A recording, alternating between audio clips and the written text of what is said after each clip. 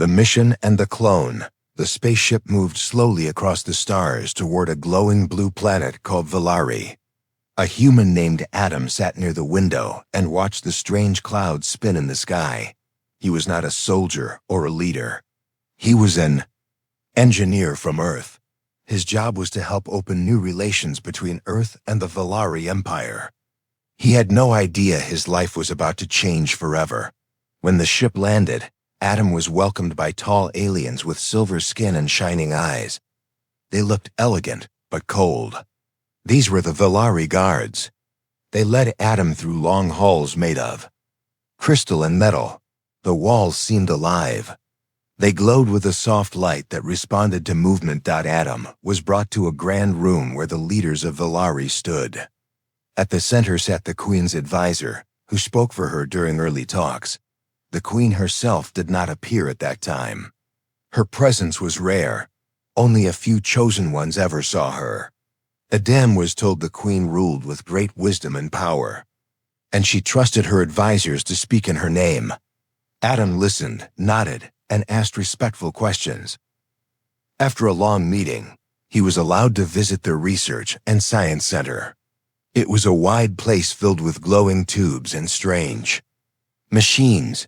There he met someone unexpected. She looked like the Valari people, but with softer features and curious eyes. Her skin was pale silver, and her hair moved like threads of light. She looked almost human. Her name was Lyra. She was not born, but grown. The scientists had created her using the DNA of the Queen. They called her a clone, but Lyra spoke and moved with thoughts of her own. She asked questions. She laughed at small things. She looked at Adam with interest, not with command or fear. The scientists said she was only a test, a copy, a tool for study. But Adam saw something more. Adam visited the center often.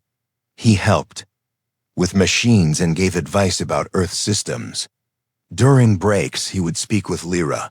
She liked asking about Earth and its colors and its people.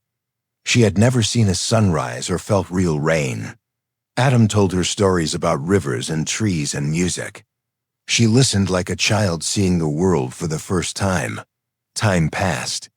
Their talks grew longer. Sometimes they sat in silence. Not out of discomfort, but peace. Lyra smiled more. Adam began to see her not as an alien or a clone, but as a person. A living being with hopes and feelings. She was gentle. She was kind. She was lonely. One night, Adam returned to the center after a storm hit the power system. He found Lyra sitting alone in a dim room. Her eyes looked heavy. She spoke softly. She said the scientists had decided to end the project. She would be removed, erased. She had served her purpose. Now she was no longer needed. Adam felt anger rise in his chest. How could they end someone who was alive? Lyra touched his hand. It was the first time they touched. Her skin was warm. She whispered that she was not afraid of death. She was only sad that she never truly lived. Adam looked at her and made a choice without words. In that quiet night, something changed between them. Their closeness became something deeper, something physical. It was not planned. It was not part of any mission. It came from a place of feeling, of care, of the need to be seen, held. The next day, Adam acted as usual. He worked and followed orders. But inside, he carried the memory of that night. Lyra was different too. She moved with a calm glow. She did not speak of it. Neither did he. But their eyes spoke when their words did not. A few days later, the center went into lockdown. Adam was called for testing. He thought it was a health scan, but it was not. He was told that Lyra had shown signs of change. She was no longer just a clone. She was now with child. The news shocked the entire station. It was believed that humans and Valari could not create life together. Their biology was too different. The scientists ran tests again and again. The results stayed the same. Lyra was pregnant. The child was part human. Some called it a miracle. Others called it a mistake. The Queen was informed. For the first time. Since Adam arrived, she sent a direct command. Adam was to appear before her at once. He stood in silence as guards came for him. His heart pounded like a drum. He had broken no law, but he had crossed a line no human had crossed before. Now he was being taken to face the one who ruled this world. As the doors closed behind him, Adam thought of Lyra. He did not regret what happened. He only feared what would come next. He had touched a life that was meant to stay untouchable. Now he was about to face the queen who created her. The revelation, the Palace of Villari, was nothing like the research center. Its walls were higher than mountains, and the ceiling stretched like the sky. Everything inside was made of light and stone. The guards walked in silence. Their eyes watched everything, even the air. Adam walked between them, his hands calm but his mind full of questions. He had no idea what the queen looked like, or what she would say, or what his place would be after this meeting. He passed long hallways where energy flowed like water. The deeper they went, the colder it became, not from temperature, but from presence. It felt like something ancient was near, something that had seen more years than any human could imagine. The guards stopped near a golden gate and stepped aside. The door opened by itself, no sound, no voice. Only a long path leading into a dark round chamber. Adam walked in. His feet echoed. The walls pulsed with soft colors. At the far end stood a tall figure, half hidden by curtains of silver mist. She did not move. She did not speak. But her presence filled the room like a rising wave. This was the queen. Her skin shimmered with many shades. Her eyes held 1,000 secrets. She did not wear a crown. She did not need one. Power lived in her gaze and moved through the air around her. She raised one hand slowly, a gentle signal for him to stop. Adam stood still, hands by his side, heart steady but alert. The queen stepped forward. Her voice came, not through sound, but through the air. It spoke inside his mind, clear and smooth. She said his name. She said she knew what had happened. Not just the facts, but the feelings. She had seen them in Lyra's memory. Adam tried to speak, but the queen stopped him. She did not want to hear excuses. She wanted to understand. Why did he do it? Why did he cross the line? Why did he treat the clone as more than a tool? Adam took a breath. He spoke with care. He said Lyra was not just a copy. She was alive. She had thoughts. She had feelings. She asked questions about life and the world. She cared. She chose to live her short life with meaning. That made her real. That made her human in her own way. The queen listened. Her face did not change, but something in the air shifted. She asked if he loved the clone. Adam paused, then he said yes. Not with shame, not with fear, but with truth. For a moment, the queen stood silent. Then she moved closer, her eyes now level with his. She asked a question that surprised him. What did he feel when he touched her? Mind? When he saw her pain? When he shared a part of himself with her? Adam said he felt something strange. A kind of echo. Like a memory that did not belong to him. He said he felt sorrow and weight, as if he had stepped into a storm that never ended. The queen nodded. She said Lyra was not just made from her body, but from her thoughts, her memories, her loneliness, her hunger for something new. Lyra was a reflection of all the queen had hidden. The queen stepped back and looked at him in silence. She said no human had ever touched a royal mind before. No human had ever bonded with a being made from royal blood. Yet he had done it without knowing, without trying. And now something impossible had happened. A child had formed. A new life that joined two worlds. The queen said the child was not just a child. It was a symbol, a bridge, a change. If the child lived, it could save her people. Their numbers had fallen. Their ability to create life had weakened. But now, something had shifted. Something new had entered their future. She looked at Adam once more. This time not as a stranger, not as a human, but as a key. A turning point. She said the scientists had warned her about emotional risks, about human chaos, about weakness of heart. But what she saw in him was not weakness. It was strength of another kind, the kind that chose life over rules, connection over control. Then she spoke words that made Adam freeze. She said she wanted the same bond. She wanted to feel what Lyra had felt, not as a test, not as duty, but as a choice. Adam did not answer right away. He looked at her, this tall and powerful being who ruled millions, who had lived through wars and peace, who had created clones and broken laws of nature. Now she stood before him, not as a ruler, but as a being who wanted to feel real. He asked what would happen to Lyra. The queen said she would be treated with honor. No more tests. No more cages. She would live in safety. She would raise her child. She would be free. The queen said her request came not as command, but as an offer, one he could accept or reject. Adam asked for time. The queen agreed. She gave him one cycle to decide. He was taken to a private chamber, filled with light and calm. He sat by the window and looked at the stars.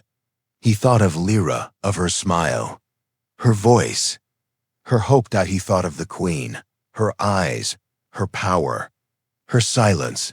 Behind her strength was something deeper, a longing, a cry hidden behind pride. Night passed without sleep. Adam walked the room again and again. One path led back to Earth, to safety and silence. Another led forward into mystery and change, into something unknown. As the light of dawn touched the edge of the world, Adam stood tall. He had made his choice. Between two worlds, Adam stood near the edge of the queen's garden, where silver leaves moved with the wind and soft lights floated between tall trees. The air felt calm, yet his mind was full of weight. He had accepted the queen's offer, but nothing about it felt simple. He had agreed to something greater than himself, something that could shape the future of two species. Still, he had made one condition. Lyra must be freed, and her child must be protected. The queen had kept her word. Lyra was moved from the research center to a quiet place inside the palace. No longer locked behind glass walls or watched by cold eyes, she now walked freely. Her hands touched flowers, and her feet moved over warm stone instead of steel floors. But even with freedom, her face held questions. Adam was allowed to visit her before the ceremony with the queen. He walked through winding paths until he reached a soft chamber lit by a peaceful glow. Lyra sat near a small pool of water, her fingers moving across its surface like she was drawing shapes only she understood. When she saw Adam, her face lit up, though her eyes carried something quiet beneath the joy. He sat beside her. For a moment, they said nothing. Only the water moved between them. Then she asked him if he was truly ready. He nodded but did not smile. He explained that it was not just a choice. It was a responsibility. The queen had shown him something he could not forget. A vision of her people fading, their voices growing quiet across the stars. Their strength could not stop time. Their power could not create new life anymore. The queen had hidden this truth for long, even from her own kind. Lyra placed her hand on her stomach. She said this child growing inside her was not only a gift, but a message. A message that new things were possible when walls were broken and paths were crossed. She told Adam she did not feel anger or fear. She felt change. She trusted him to carry that change forward, even if it meant walking beside the queen. Adam looked into her eyes and told her she was not being replaced. What he shared with her would never fade. It had created something real. It had awakened something in both of them. Now it was reaching the queen too, in her own way. This was not about choosing between two women. This was about choosing life, choosing connection, and walking into the unknown together. Guards arrived with quiet steps.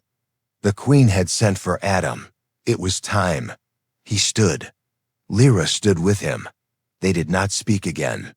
Only their hands touched for a long moment before parting. Then he turned and followed the path that led deeper into the palace, where the ancient ritual chamber waited. Inside the chamber, no guards stood, no servants watched. Only the queen waited, standing beside a low stone table with symbols glowing. Across its surface, she wore no crown, no armor, only a long robe made of soft light that moved like water. She looked at Adam not with command but with invitation. She asked once more if he wished to continue. Adam stepped forward without fear. His voice was steady. He said yes. The ritual began not with touch, but with thought. The queen reached into Adam's mind, not to control, but to share. He felt waves of memory wash over him. Moments of silence in endless halls, the loneliness of command, the burden of choices made for the good of many, the silence after victory, the coldness of duty. And within all that, a small hidden place that longed to feel something real. He allowed his thoughts to flow back. Memories of Earth, laughter with friends, the warmth of fire, the simple beauty of music. His time with Lyra, the moment he first realized he was more than a visitor on this strange world. The connection deepened. The chamber filled with soft energy that touched the walls and flowed into the air. Then came closeness. Their hands touched, their bodies met. But it was not. Like before, this was not passion, it was understanding. A joining of minds, hearts, and purpose. A choice made with awareness. When the ritual ended, the queen stepped back. She did not speak. She did not need to. Her face showed something new. Not softness, not weakness, but a kind of peace that came from being seen, not as a ruler, but as a soul. Adam was taken to a resting place, where he slept under a ceiling that showed the stars of both Earth and Valari. In the quiet of the night, he felt a change inside him. Not just in body, but in spirit. He had crossed into something greater. He had left behind the man he once was. In the days that followed, the queen did not return to her throne. She remained. In private spaces, watched by her healers and guided by soft voices, the news came quietly. She was now carrying a child. The second hybrid. The second hope. The palace shifted in silence. The guards became more watchful, the advisors whispered. The scientists began studying new paths, new ways to understand the joining of two bloodlines. The Empire stood at the edge of something never seen before. Adam walked between these changes like a bridge between two worlds. Some looked at him with wonder, some with fear. But none ignored him now. He often returned to Lyra. They spoke without guilt. They walked in gardens and watched the skies. She told him stories of dreams she now had. Dreams of their child running across fields of grass and speaking in two tongues. Adam listened with quiet joy. Still, deep inside, he knew the true test had not yet come. The Empire would soon have to decide whether to accept this new path or fight against it. And he, caught between two lives, would have to stand strong. The bond had been made. The seed of change had been planted, but the future still waited. The queen's turn. The sky above Valari turned deep violet as the twin moons rose together, their light casting long shadows across the palace walls. Inside the tallest tower, silence rested like a heavy cloak. In the heart of that silence, the queen stood alone near a wide window, her hands resting gently on her stomach. Her breath moved slowly. Her thoughts wandered far beyond the stars. She had lived for many years. She had seen war and peace, birth and death, power and surrender. Yet nothing had touched her the way this new life growing within her had. It was not just a child, it was a new beginning. Something never written in any royal history. Something beyond control. She remembered the moment of the ritual. The way Adam had looked into her soul without fear. The way he had offered not just his body, but his understanding. For so long she had worn a mask of strength, Now that mask had cracked, and behind it stood someone more than a queen.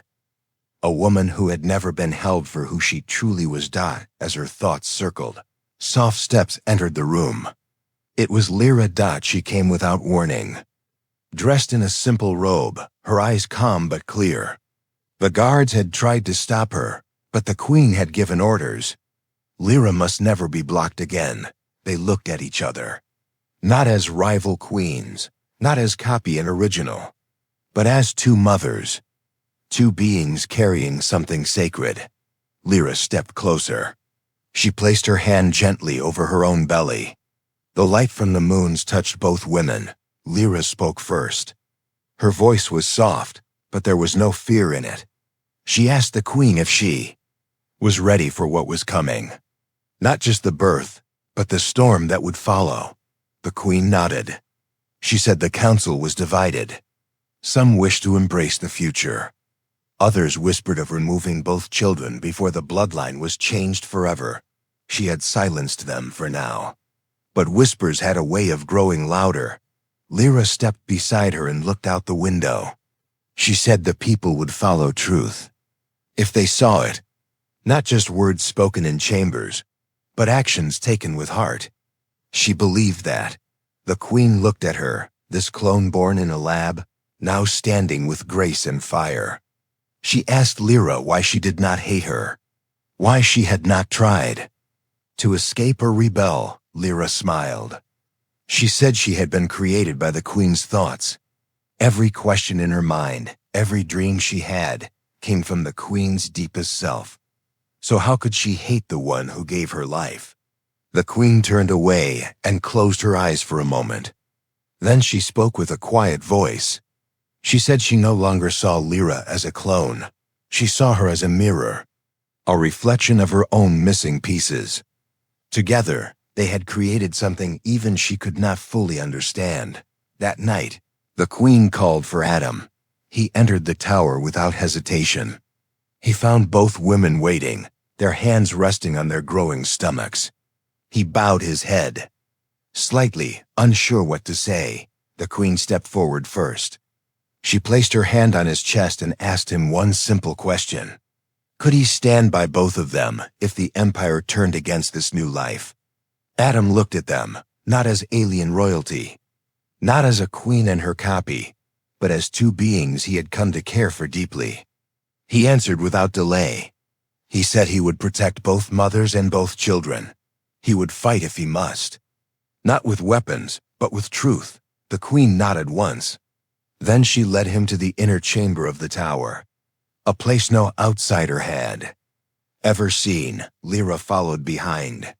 Inside, the air was warm and still. The walls held the history of Valari, carved in quiet stone. Stories of kings and queens, of fire and frost, of creation and fall. Together, the three sat in silence. No grand ceremony followed, no chants or voices. Only the quiet beat of three hearts, joined by something unseen. That night became the turning point. The next morning, the queen summoned her advisors.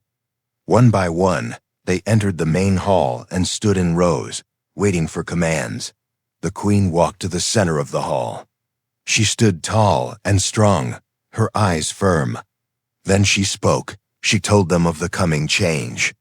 She told them of the two children growing within her and Lyra. She said these children were not threats. They were answers to a question the Valari had feared to ask for too long. What happens when tradition stands in the way of survival? Some advisors remained quiet. Others whispered among themselves. But the queen raised her voice and said no one would harm these children. No one would touch the mothers. Any act of violence or rebellion would be seen as an attack against the crown itself. She finished with one final command. The time of hiding behind old walls was over. Valari would open its heart to new paths. Adam would become the first human voice in their council. Lyra would be honored not as a clone, but as a mother of the future. And she, the queen, would lead not through fear, but through hope. When the speech ended, the hall remained silent. Then, slowly, one advisor stepped forward and bowed. Then another, then more. One by one, they bent the knee. Not out of fear, but from understanding that later that day, Adam stood with Lyra in the garden. The wind moved gently through the trees. They watched children from the palace staff chase lights across the grass. Lyra placed her hand on Adam's. She asked if he believed things would stay peaceful. Adam looked toward the tower where the queen stood, watching from above. He said peace was never a promise, but it was worth fighting for. Lyra nodded. She said their children would be strong, stronger than anyone expected. And for the first time in many years, hope spread like light across the skies of Velari. A new future begins. Time passed like a quiet river flowing through the heart of Velari. Days turned into weeks and weeks into months.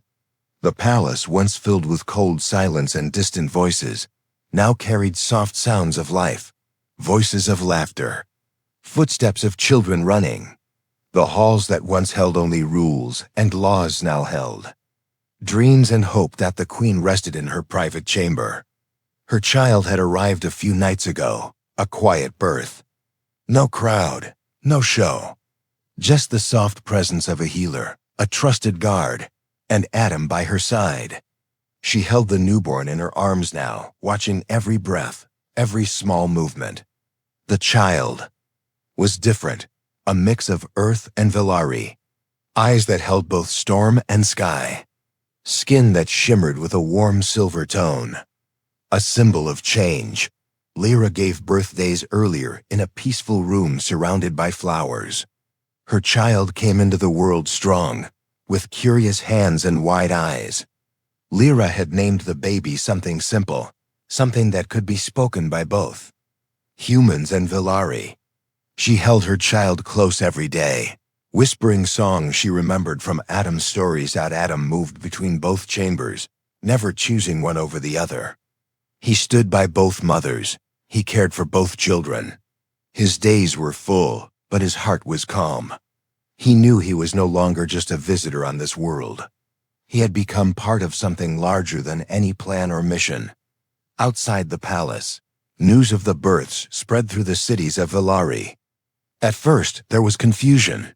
Some questioned the queen's choice. Others feared the mixing of species. But slowly, understanding grew. People saw the queen walking with her child. They saw Lyra in the gardens with hers. They saw Adam standing beside them, not as a conqueror or servant, but as a bridge. The empire began to change. Schools added lessons about Earth. Old beliefs were discussed with open minds. Walls that once stood between science and spirit started to break. The people of Velari had long trusted only their own kind. Now they looked at humans with new eyes. The queen formed a new council. Half of its members were traditional leaders. The other half were new voices, including one human. Adam sat among them, offering ideas not with force, but with kindness. He listened more than he spoke. When he did speak, his words carried weight because they came from both knowledge and heart. Lyra became a symbol of healing. Once a clone, now a mother honored by the court. She helped create a new program to give others like her a chance to live, to think, to choose. No more silent copies locked behind glass. No more lives created without purpose. She walked among them as a guide, a light in their dark past. The queen, once feared and distant, became a leader of another kind. She did not stand above the people. She walked among them. She showed her child in public, not as a secret, but as a promise. Her speeches were not about power, but about future. She said Velari must grow, must learn, must open its arms. Adam often walked through the city streets without guards. People nodded when they saw him. Some bowed, others smiled. Children ran to him and asked questions about Earth. He told them stories. He showed them tools. He made them laugh. His presence had become part of the land. One evening, Adam sat between Lyra and the queen on a high balcony. Below them, the city lights blinked like stars. The children slept in their rooms. The air was calm. Lyra leaned her head on Adam's shoulder. The queen stood behind them, her hands resting on the railing. They did not speak for a long time. Then, Queen said the Empire would send a message to Earth, an invitation, a call for peace and sharing. She wanted humans and Valari to learn together, to walk the stars not as separate races, but as allies. Adam agreed. He said both worlds had much to offer. He said the time of fear was over. Now was the time of building. Together, Lyra smiled. She said their children would grow up in a world where they would not have to choose between two halves. They would be whole from the start. The queen turned to Adam. She asked if he would stay. Not just for the children. Not just for duty, but for the world they had made. Adam looked at the stars. He thought of Earth, of old memories, of the path that brought him here. Then he looked at Lyra. He looked at the queen. He thought of the two lives that had come into this world because of love, chance, and courage. He said yes, not with doubt, not with worry, but with peace. The sun began to rise. Light touched the towers. The sky turned from deep blue to gold. Inside the palace, two children stirred in their sleep, unaware of the weight they carried, unaware of the world watching them. Their future had not been written yet, but their story had already changed the past. From that day forward, Valari was never the same. And neither was Adam. He had come from Earth as a stranger. Now, he was a father, he was a bridge, he was home.